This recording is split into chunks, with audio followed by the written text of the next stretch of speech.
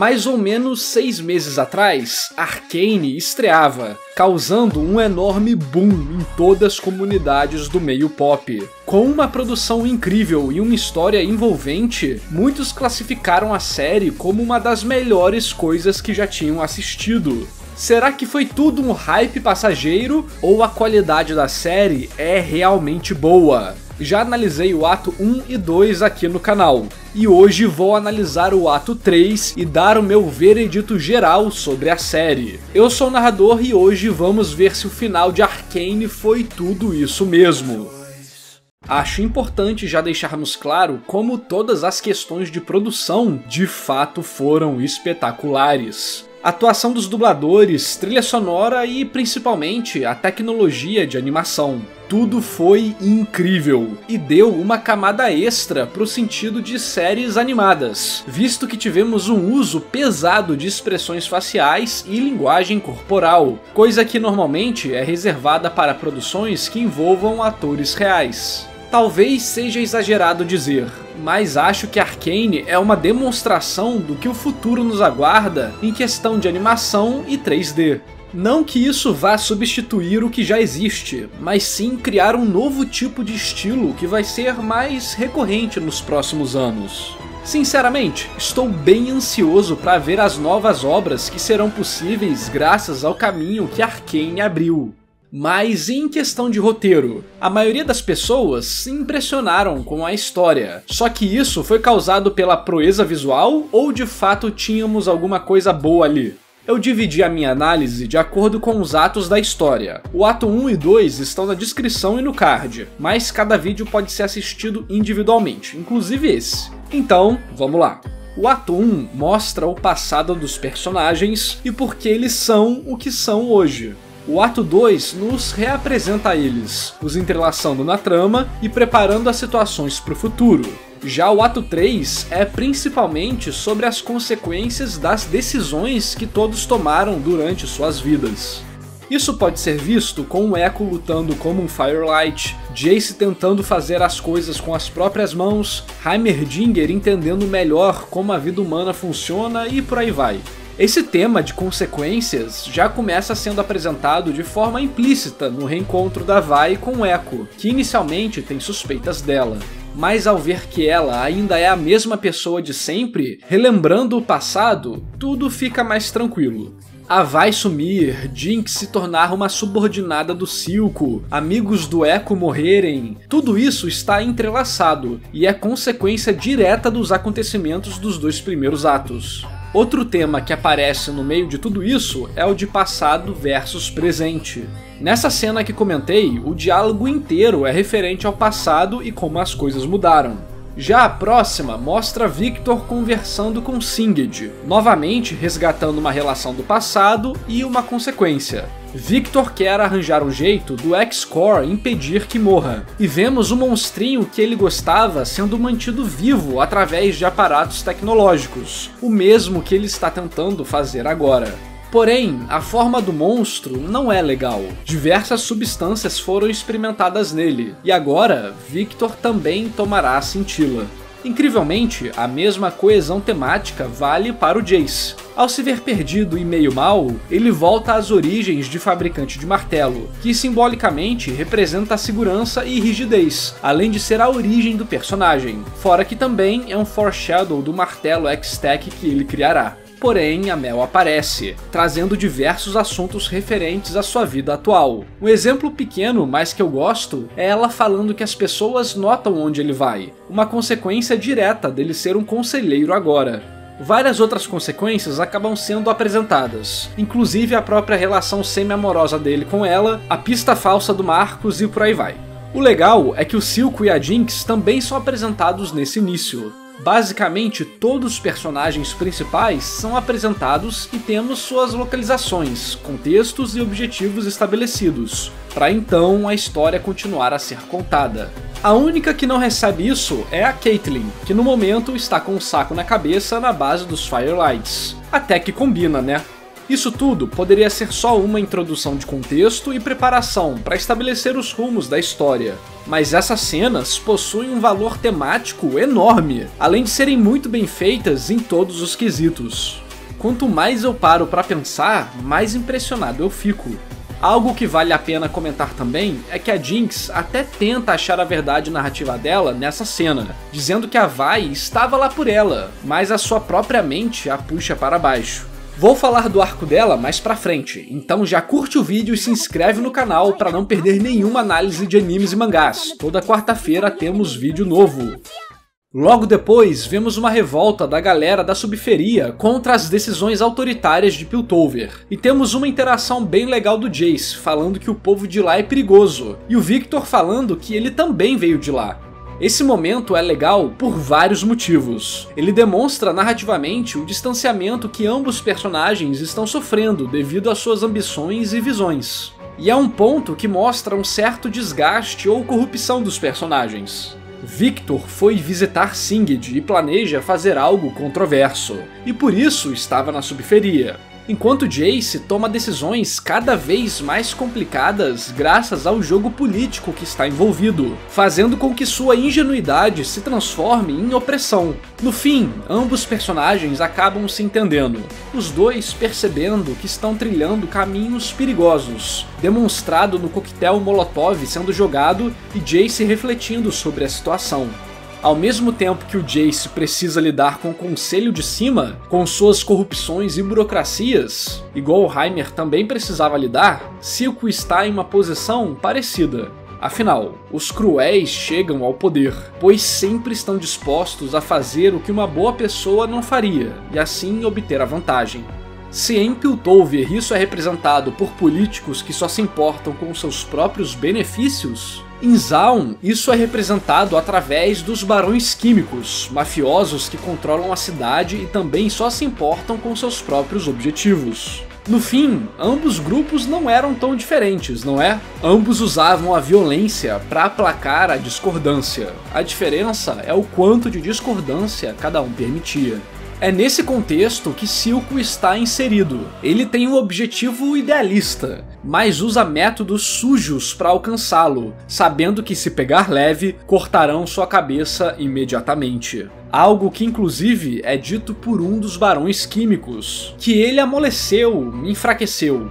O Conselho dos Barões também pouco se importava com a sociedade, só ligando em terem suas agendas cumpridas. Nisso, o Silco ganha um pouco do nosso respeito como personagem. Você pode discordar dos métodos dele, da estratégia dele, até da visão dele, mas ele é um personagem movido por um ideal, enquanto os outros são movidos apenas pela ganância.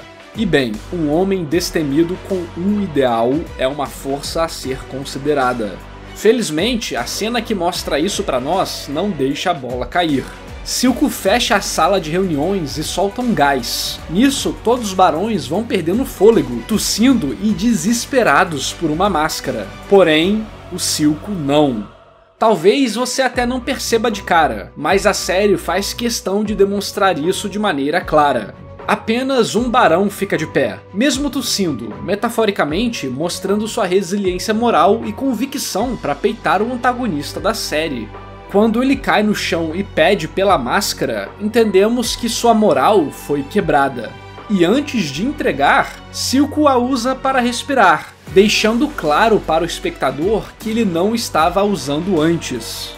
Durante todo esse tempo, o personagem estava respirando um ar insalubre sem nenhum problema, o que mostra a diferença de gerações, da vivência e do que cada um deles representa narrativamente e tematicamente. O bacana é que toda essa narrativa visual é acompanhada de um diálogo bem interessante sobre como a região era ruim, que nunca havia o suficiente de nenhum recurso, como era perigoso e por aí vai. Por mais que o Silco seja um vilão, ele possuía ideais e um código de conduta, que sim, é cruel, mas mesmo assim ele não o quebra. Um exemplo disso é a negociação com Jace. Ambos personagens ali poderiam ter armado para o outro, mas preferiram escolher a política e a negociação para alcançar seus objetivos. Conforme a história passa, as ações passadas e presentes dos personagens vão ganhando proporções maiores, chamando a atenção de outros países e personalidades que buscam influenciar o destino de Piltover e se beneficiarem com isso. Assim, membros do conselho acabam se inclinando para a possibilidade de permitir armas feitas de Hextech, até com a própria Vi incentivando um combate direto, visto que, de acordo com ela, não dá para negociar com Silco, e a quantidade de sangue nas mãos dele é demais para qualquer tipo de acordo acontecer. É legal como as pressões dos personagens começam a surgir de várias direções. Deixa tudo mais complexo, ainda mais quando vem de uma personagem que nós conhecemos e gostamos. Por mais que muitas pessoas tenham raiva de Piltover, uma residente da subferia que viveu diversos horrores que nós acompanhamos, quer que a polícia de Piltover ataque com força total, para que finalmente algum tipo de mudança seja feita. Fico feliz com essas camadas de decisões e visões na série, deixa tudo muito mais interessante de se comentar. Temos até uma versão resumida dessa discussão de criar armas a partir de Hextech, que rola com a Mel, Jace e Victor, onde podemos ver o conflito interno do cientista Jace e o Victor versus o político Jace. Para demonstrar a tensão emocional da discussão subindo, a cena nos entrega uma bomba prestes a explodir, logo quando Jace fala que talvez não tenhamos escolha. Mas Victor faz uma escolha e puxa o fio certo, comentando que sempre temos uma escolha. Isso tudo deixa claro visualmente para o espectador o clima de tudo que rolava dentro daquela sala, e sinceramente é uma ótima cena. Já disse em todos os meus vídeos de Arcane, e digo de novo, o ponto assustador da série é como todas as cenas possuem diversos valores narrativos e temáticos, sempre incrementando a obra de várias formas, além de andar com a trama e desenvolver personagens. Um pouco mais à frente, quando Vi, Echo e Caitlyn estão na ponte, podemos ver como a Jinx realmente já não tem escapatória de sua loucura. Mesmo ao escutar um tiro sendo disparado, ela julga Vi como uma traidora por ter voltado para ver se estava tudo bem. Para a trama, esse momento acaba sendo muito bom, visto que ela é uma saída para as protagonistas, que do contrário provavelmente estariam mortas.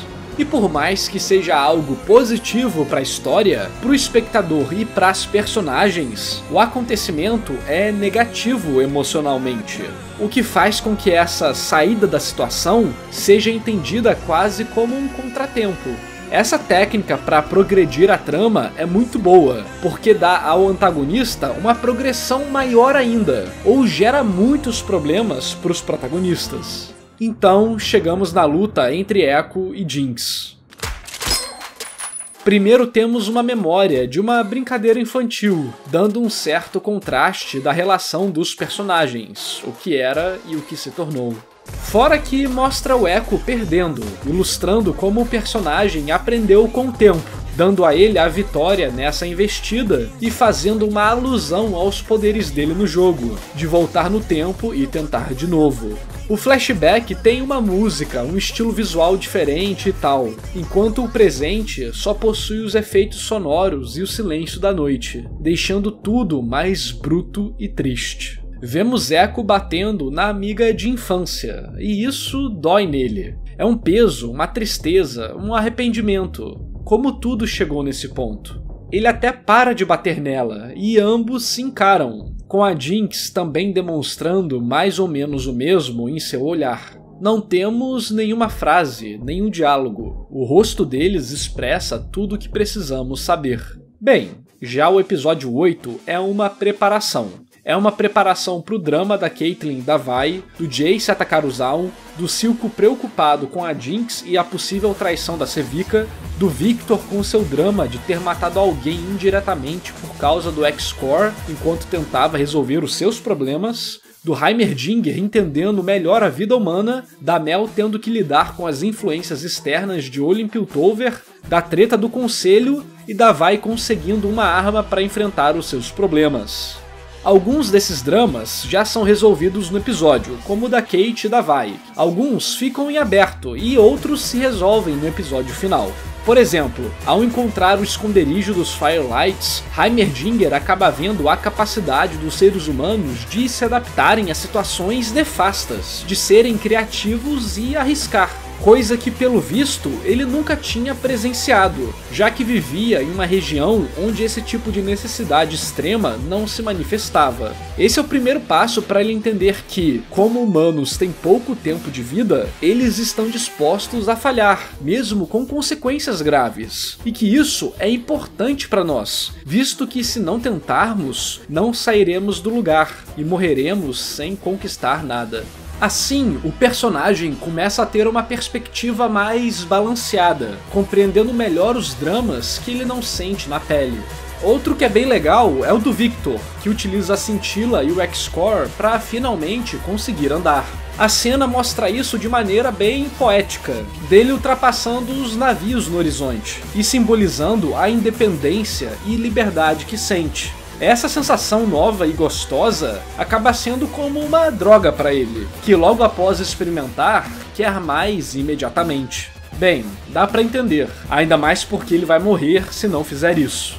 Mas, de qualquer forma, mostra como decisões precipitadas, tomadas 100% à base de emoções, podem gerar consequências ruins. E é exatamente o que acontece com a Skye, que morre ao tentar salvá-lo do X-Core. Antes até vemos ela murmurando como iria tentar se aproximar do homem que ela gostava, o que é uma clara técnica para aumentar a sua empatia por ela e fazer sentir a sua morte, ainda mais porque ela acha que ele estava em perigo.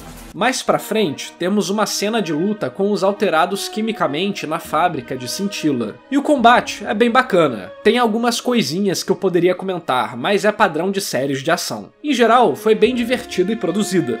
A única coisa que eu preciso falar aqui é sobre a criança que morre. Eu entendo o lado do Jace de ficar com a consciência pesada. Afinal, é uma cascata de decisões e emoções. Mas vi que muitas pessoas nas redes sociais pintaram um momento como se ele tivesse feito aquilo de propósito. Mas gente, todo mundo que não tinha morrido já tinha fugido dali, inclusive as crianças e trabalhadores. Só temos os alterados, o Jace e a Vi. Pra ter uma criança ali vendo toda a situação é meio forçado. Beleza, é possível? Sim, afinal, sabemos que muitas vezes crianças fazem besteiras do tipo, mas ela não ter fugido, ainda mais por sua presença ser muito mais uma ferramenta do roteiro do que um momento orgânico.